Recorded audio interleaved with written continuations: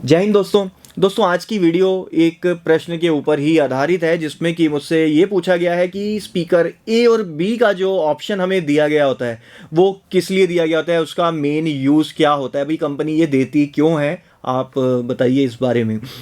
आज की वीडियो में मैं आपसे यही बात करने जा रहा हूँ कि ए और बी का जो फंक्शन है या फिर जो ऑप्शन हमें दिया गया होता है वो किस वजह से हमें दिया गया होता है। देखिए, इसके ऊपर कोई टेक्निकल रीज़न तो मुझे नहीं पता है कि भैया ऐसा इस वजह से दिया गया है, बट इस फंक्शन का या इस फीचर का यूज़ जो मैं करता हूँ वो मैं आपके साथ में शेयर करूँगा एंड जिस तरीके से इस फंक्शन को यूज़ किया जा सकता है उसके बारे में मैं आपसे इस वीडियो के अंदर चर्चा करूंगा। एंड जैसा कि मैंने आपको बताया कि कोई टेक्निकल रीज़न तो मुझे नहीं पता इसके बारे में, हो सकता है कि मैं जो पॉइंट्स आपको बताऊं उनके अलावा भी कोई ना कोई रीज़न इसका हो। अगर आपके माइंड में ऐसा कोई रीज़न होगा तो मुझे कमेंट करके ज़रूर बताना कि ए और बी स्पीकर ऑप्शन का यूज़ हम इस तरीके से भी कर सकते हैं।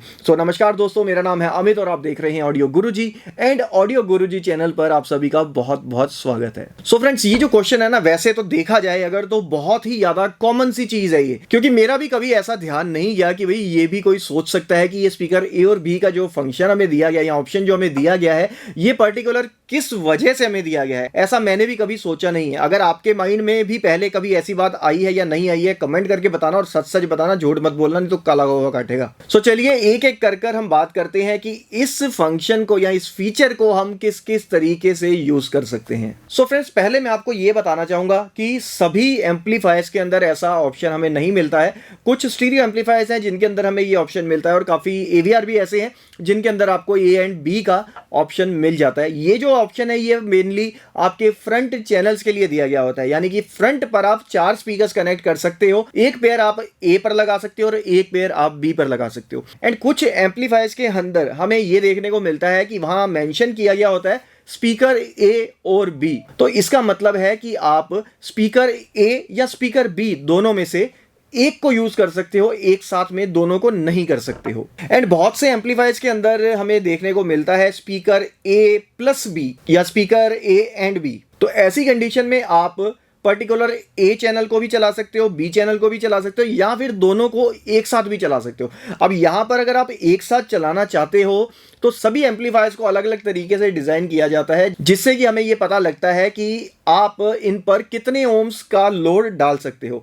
मान लेते हैं कि आप 4 ओम के स्पीकर चला रहे हो और आपके एम्पलीफायर पर लिखा हुआ है कि 4 to 16 ओम्स, तो आप मतलब 4 से लेके 16 तक के स्पीकर इन पर चला सकते हो। बट ए प्लस बी वाले एम्पलीफायर्स के अंदर मेनली मेंशन किया गया होता है कि जब आप ए या बी को चला रहे हो तब आप वहां पर 4 ओम से लेकर 16 ओम तक के स्पीकर्स को चला सकते हो। बट अगर आप स्पीकर ए और स्पीकर बी दोनों को एक साथ चलाना चाहते हो तो आपके जो स्पीकर हैं, चारों स्पीकर, वो 8 ओम्स के होने ज़रूरी हैं। तो अगर आप ऐसा कर रहे हो तो अपने एम्पलीफायर की स्पेसिफिकेशन को ज़रूर चेक कर लो, उसके बाद ही आप ये डिसाइड करो कि इन पर आपके स्पीकर्स चल सकते हैं या नहीं चल सकते हैं।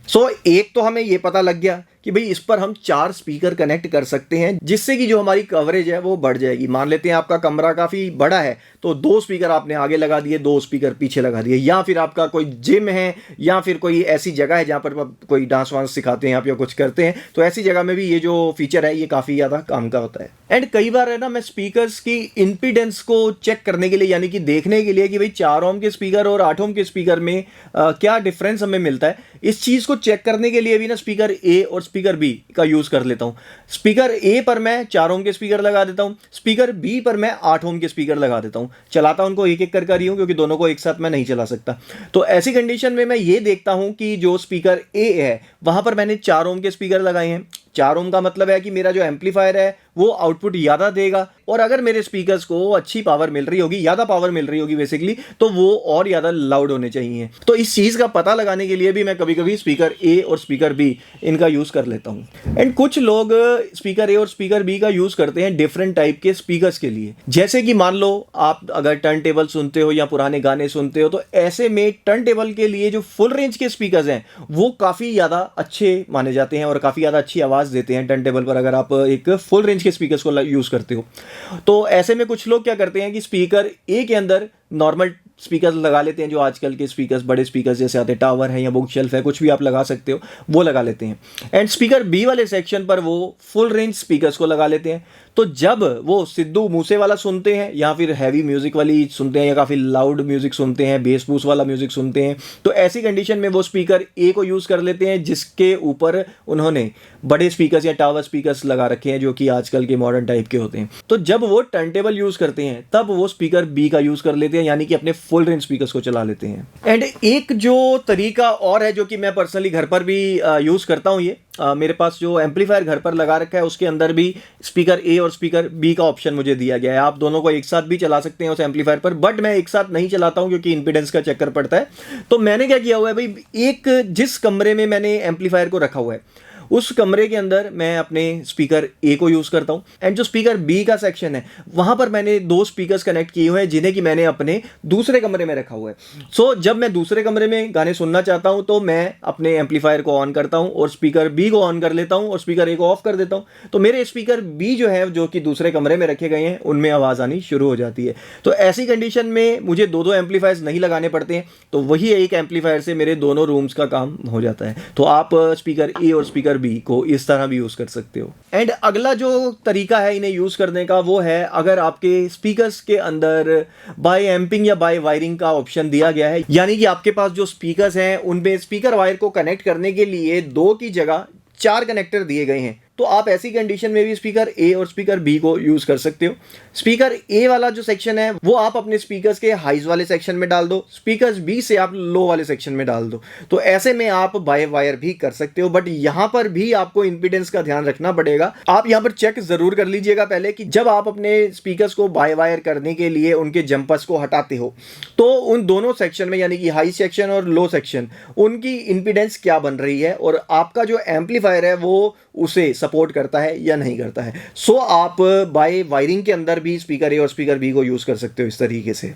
एंड फ्रेंड्स, स्पीकर्स को कंपेयर करने के लिए भी मैं इस ऑप्शन का यूज़ करता हूँ। मान लेते हैं कि मेरे पास में कोई क्लाइंट आता है जिसके पास एम्पलीफायर है, या फिर उसने एक एम्पलीफायर डिसाइड कर लिया कि भाई मैं आपसे ये वाला एम्पलीफायर ले रहा हूँ, अब मुझे इसके लिए स्पीकर्स भी दे दीजिए।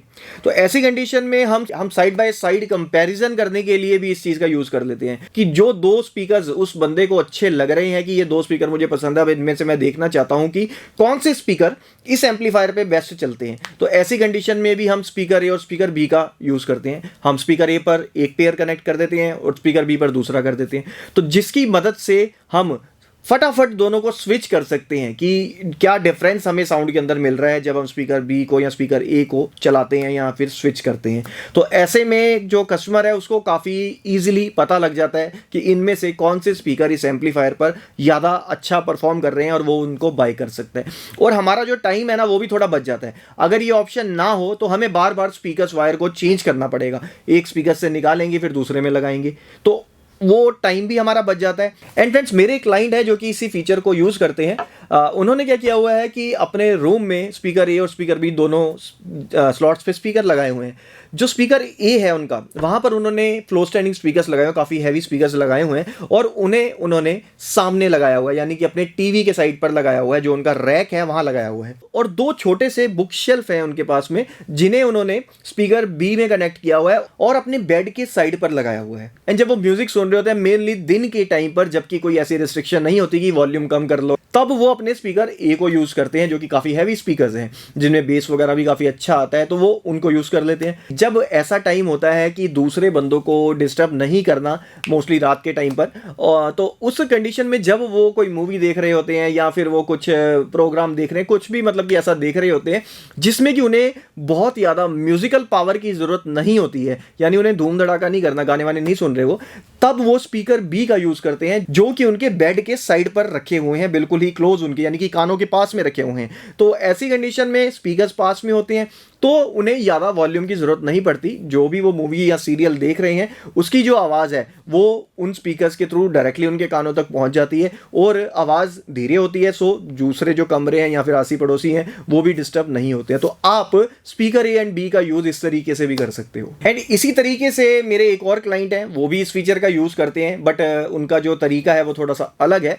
उन्होंने अपने स्पीकर ए के अंदर नॉर्मल स्पीकर्स लगाए हुए हैं, 2 फ्लो स्टैंडिंग स्पीकर्स लगाए हुए हैं, और स्पीकर्स बी पर उन्होंने सब वूफर्स को लगाया हुआ है, पैसिव सब वूफर्स को। हालांकि जो पैसिव स्पीकर्स हैं वो आपके मेन आउटपुट पर, यानी कि जो फुल रेंज का सिग्नल जहां से मिल रहा है उन्हें, उस पर बहुत अच्छे से परफॉर्म नहीं करते हैं। बट जब स्पीकर ए और स्पीकर बी दोनों एक साथ काम करते हैं तब काफ़ी हद तक जो आवाज़ है वो आपस में मिल जाती है, मिक्स हो जाती है, जिससे कि डिस्टॉर्शन वगैरह का पता नहीं लगता है। और जो पैसिव सबवूफर्स उन्होंने लगाए हैं उससे काफ़ी अच्छी बेस उनको मिल जाती है। तो जब उन्हें काफ़ी हैवी बेस चाहिए होती है तो वो स्पीकर ए और स्पीकर बी दोनों का यूज़ करते हैं।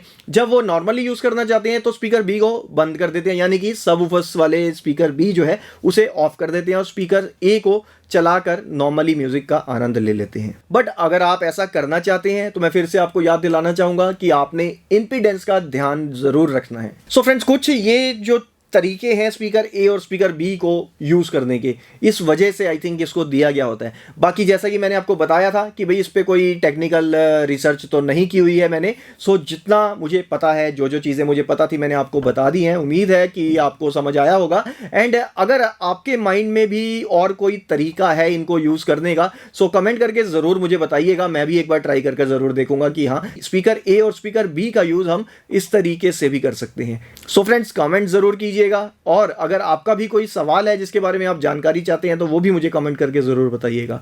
सो फ्रेंड्स, इस वीडियो के अंदर इतना ही था। अगर आप नए हैं तो प्लीज़ चैनल को सब्सक्राइब कीजिए, वीडियो को लाइक कीजिए, शेयर कीजिए अपने दोस्तों के साथ में जो कि इसी तरीके का इंटरेस्ट रखते हैं। और मैं आपसे मिलूंगा अगली वीडियो के अंदर। अभी के लिए आपसे इजाज़त चाहूँगा। आप स्वस्थ रहें और मस्त रहें। जय हिंद दोस्तों।